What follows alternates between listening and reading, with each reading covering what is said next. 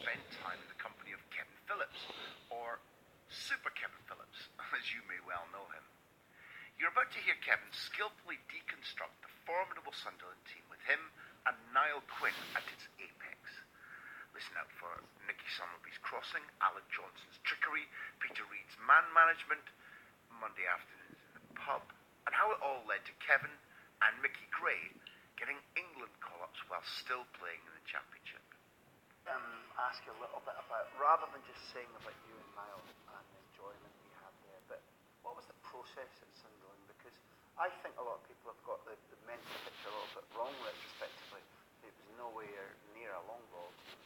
I think you fed well off wides, but let's say in those glorious seasons getting promoted in that first season, 7th at Sunderland, when the ball is at the back, was there a team system out and you kind of know, ball dance and it will go from here, it'll go from here? Peter and Bobby had certain rules and everybody knew the moving parts, or was it just like, if you give it to Niall and Kevin, they'll sort it out, No, it wasn't. I think everyone, I've got that perception of, just whack it up to Quinn, he'll flick it on and I'll run on and score. And there was many games when that did happen, but, we had a lot more to our game than that.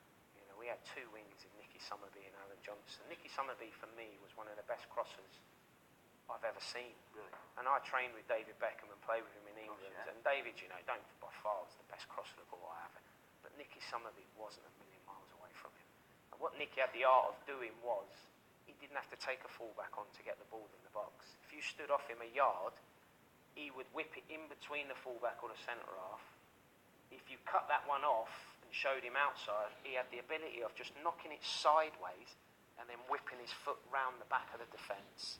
It was for me in Quinny, it was amazing to play with. He very rarely really got to the byline like an old winger would, and then clip it up to come in. That never really happened. It feels like that's very underappreciated. Well, we appreciate it, and for now, whenever I do, that's why I talk about it. And whenever I go to Sunderland and talk about Sunderland players, I always say Nicky Summerby for me was one of the best crossers of the balls I've seen. And this interests me now. Then, who's the boss in this relationship? Do you say to him or to Alan, Nicky, this is how and when I want it?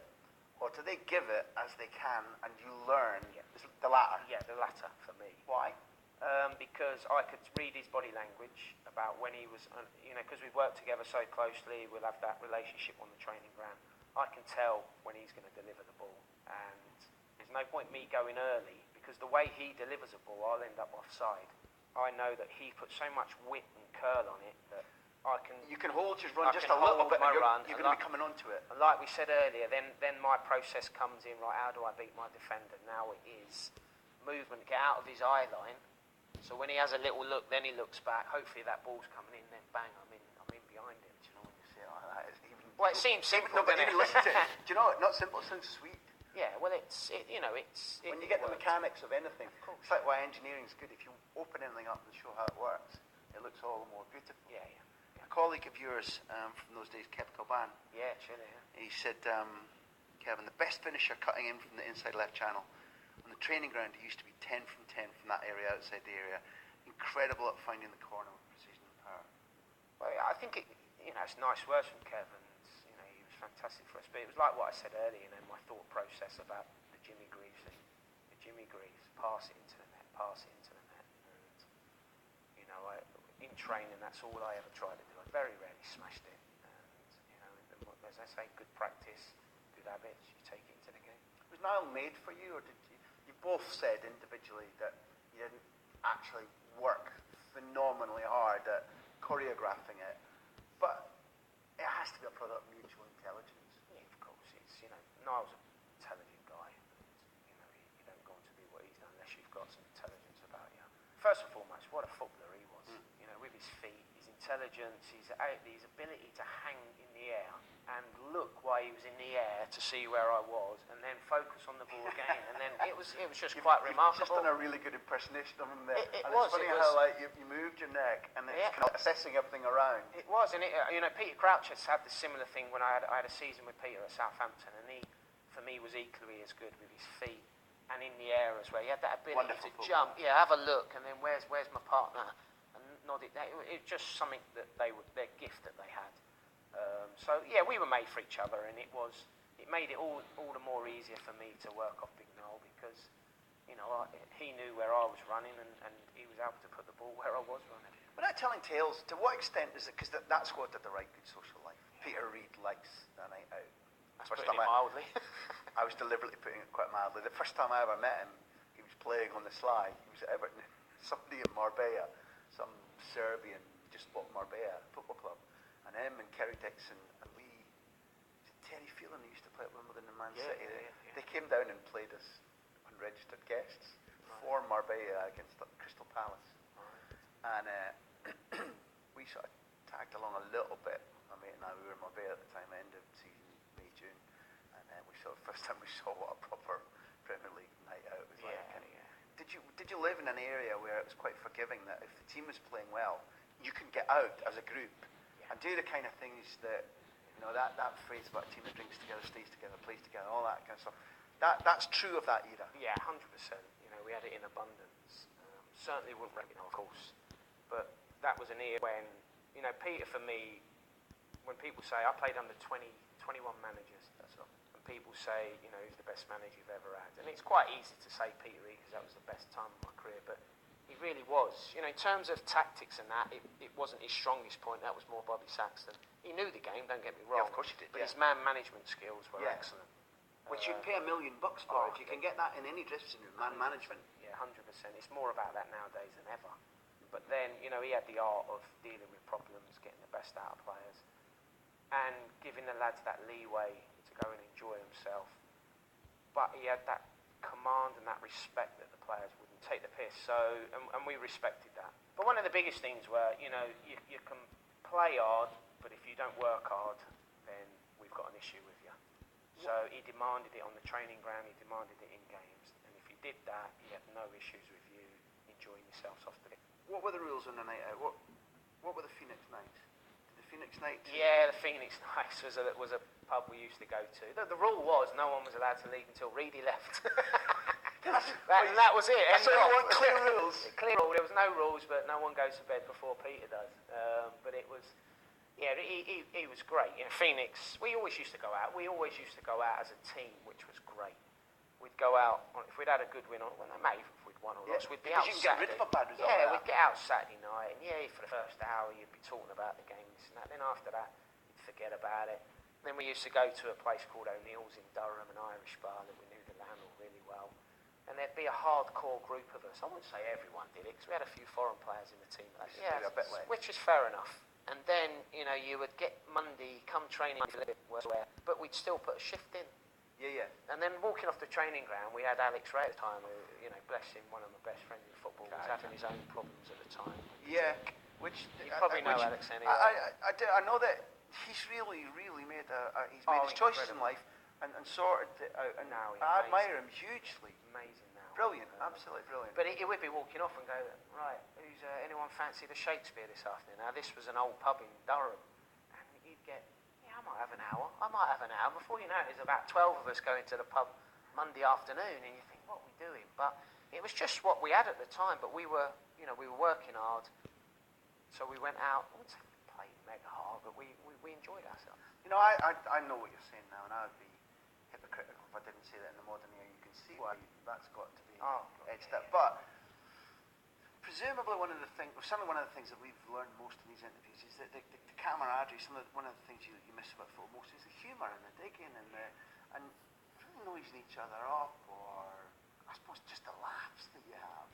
And you have that in the dressing room anyway, because you have to be quick to survive in the pranks. But also, if you transfer that out and draw it out for another few hours in the pub, then it is a bonding thing. I know this guy will be there for me because we've shared X. No? Oh, definitely, yeah, definitely. It's, you get to know, it's famous, isn't it? You get to know people better when you have a drink. Socially, you go out, you have a drink, you relax a bit more. You ask probably more personal questions when you're out and you've had a drink than you would in the dressing room. So you ask them a bit more about their lifestyle, the way they were brought up, about their parents, this and that. So you know a bit more about the player, and then you know more about me. Mm-hmm. And ultimately, that helps. Nowadays I see, one player, you can guarantee, even in our dressing room, one player probably won't even know if he's got a brother or sister. Yeah. That's just the way football's gone, and whether it's right or wrong, But then it was what worked for us. You know, we were comfortable doing it. Is there a thing in dressing rooms where, irrespective just about your personality, asking things like that, players are worried too? There was a nice anecdote from Chris Waddle back when he's the second most expensive player ever, goes to Marseille, and he's been told to drive in with a Brazilian every day, and they can't speak each other's languages, and gradually they just got one of those Gordon Banks, Pele, and all the trip is only great Brazilians and great. And 6-7 months in, when Chris has come adored and he's successful, one of the French guys leans over and says, "Listen, there's a dinner next week," and Chris goes, "You're 7 months, you've not spoken to me in English. What? And I've been stuck there. Why not?" He said, "I was embarrassed." That thing about being embarrassed like that, like you've got a sister or a personal problem. In a dressing room, I don't think the atmosphere is they ask things like that. You don't show any weaknesses. People are sometimes quiet because they're scared of being picked on, no? Yeah, definitely. I was totally changed, and back then nobody had any issues. You know, everyone knew everything about everyone. Really? And the banter, sometimes it got a bit near the mark, sometimes it come to blows. But what I liked about that, it got dealt with in the dressing room. You know, it didn't get, unfortunately, we're living here now with the social media, we didn't have it then, but, you know, it was dealt, lock the door, and men were men, you know, you deal with it there. If it was fisticuffs, which I saw many times, you know, you just get on with it. And as soon as that door opened, the air's clear, and you crack on, you get on with it. So it's totally... It's true, isn't it? But it's risky. Well, it is risky, yeah, it was risky, but, you know... Can it still exist exactly the same, do you think? I still feel there's a place for locking the dressing room door and ironing out your problems. Now, take the Darren Gibson incident last week. You know, that should have been sorted out behind closed doors. Where he's had critical words to say about players, but he shared it after a couple of drinks with fans. Exactly. And, you know, don't get me wrong, when we were out and about then, yeah, of course fans would interact with you and you might have your little moan about so-and-so, but you knew you weren't getting recorded. But ultimately, it needs to be dealt with in the dressing room, and perhaps not enough of that's done nowadays. And I think if it was, you know, we'd probably be a better place. This definitely isn't a social media thing, but I'm making a film right now of my first book with Duncan McMath, who's listening live, obviously, but he's in Barcelona. And he was in the Neils one night in Durham, and he's a mad Tottenham fan. Okay. Now, he alleges that he made conversation with you, and you were charmed, personified, and you chatted away, and he begged you to come to Tottenham. And he reckons you told him that it had been quite close. It had, yeah. True or false? Duncan McMath, is your moment?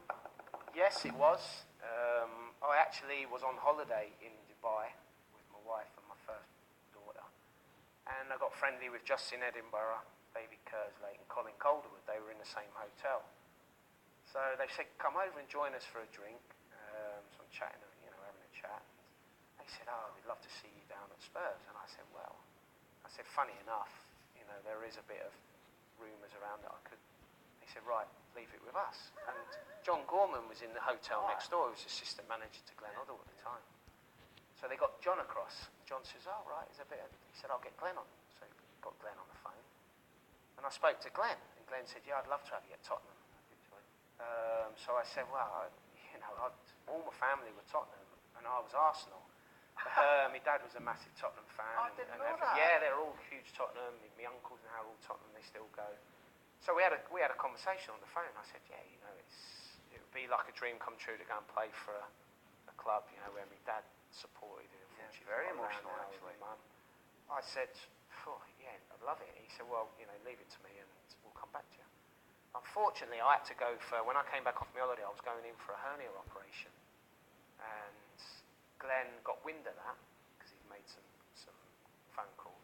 And he rang me back and he said, "I understand you've got to have a hernia operation." I went, "Yeah." He said, "Well, I've spoken to Daniel Levy." He said, "He ain't going to pay what we probably need to pay for you." And I think I was 28 or 29 at the time.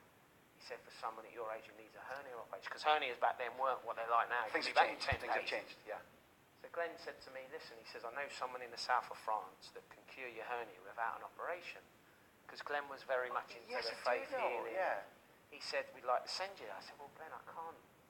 This isn't the water therapy, I don't know. He just said, "We know people that can I cure." think I know. I think Tony Adams went there. Yeah, so I said, Glenn, I said, it's all well and good. I said, but I'm a Sunderland player. I can't sod off to the south of France and have my hernia cured by another club. I said, if we're going to do it, let's do the right process. Yeah. He said, okay, we'll come back. And eventually, because of my hernia, it stopped me going from Tottenham, which would have been great. But, on the flip side of that, I had a wonderful time at Sunderland. And in hindsight, yeah, it would have been lovely playing for Tottenham, but my 6 years there, I couldn't swap it for anything. As soon as you mentioned Glenn, he's indelibly associated with the England job.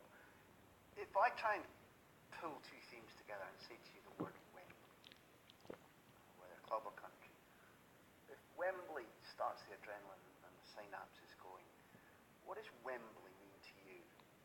If you roll it all up into a ball, because you've had a full mix of experiences. Yeah. It means growing. I remember watching the FA Cup as you would have done as a youngster, watching the team bus from 12 o'clock, travel the helicopters above going to Wembley. It got my juices flowing when I was a young kid. Wembley Way. The finals, watching the finals. I managed to go to a Milk Cup final when I was very young. I can't remember. I think it would have been Arsenal against maybe Liverpool. Charlie Nicholas scoring. Yeah, that was it. I think it was Charlie Nicholas. I don't remember an awful lot about it because I was young, but I did that, when I first went. And then, believe it or not, my sister played a fair bit of football for Hemel Hempstead Ladies. And she managed to get to a cup final, which was played at Wembley. And thankfully she's never teased you about it. Well, I didn't want to go to the game because I was gutted that she played at Wembley before me. And she's never let me forget it. But I went along and watched. Please can we name your sister? Just out of Karen, yeah, Karen. She's good job. Did they win? Oh God, I can't remember. Let's say yes. Yeah, let's say yes. Yeah, don't want to spoil. Go on, Hemel. But I just remember again when I went to Highbury about going up the steps, the Milk Cup final, and then you come up and you see Wembley, the green surf, the crowd. It was just, I want to play. And this is Twin Towers Wembley, yeah, of course. Twin Towers, yeah, the Wembley. Yeah.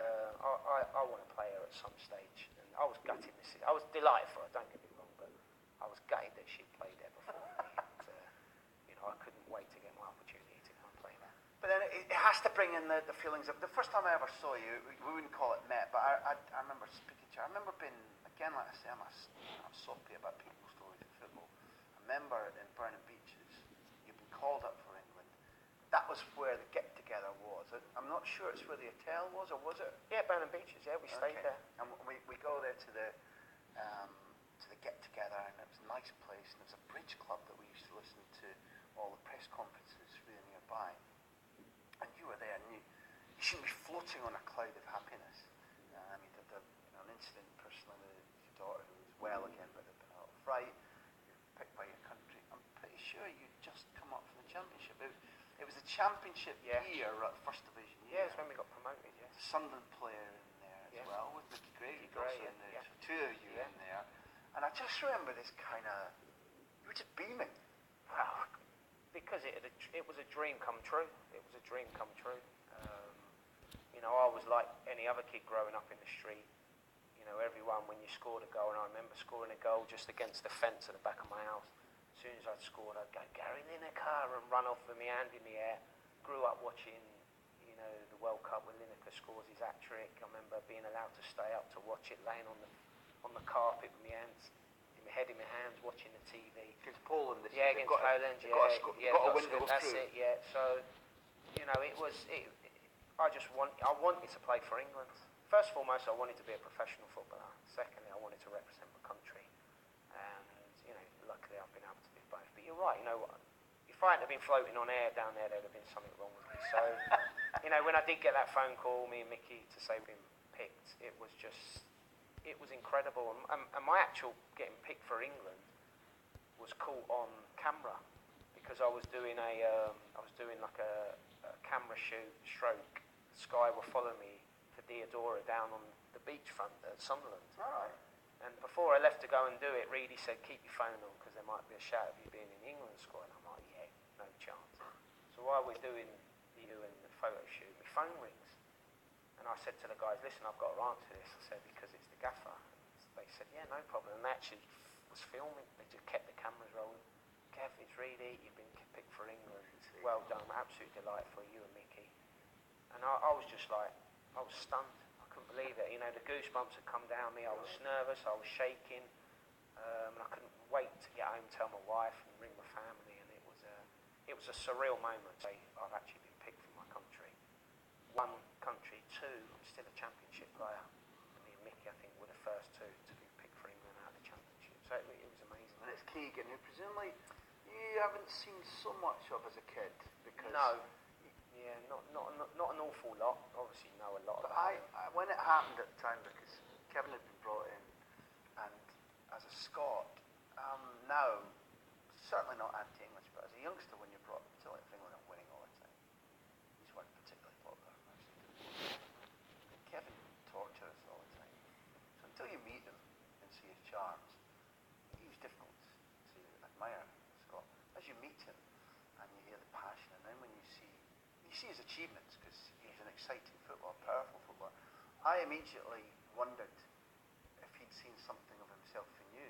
Did you see anything like that in him, or did he see anything like that in you? Yeah, he did, and I think there's been a couple of quotes, from what he said and from what I've read, that he did see, a bit of himself in me, which was a great compliment for me.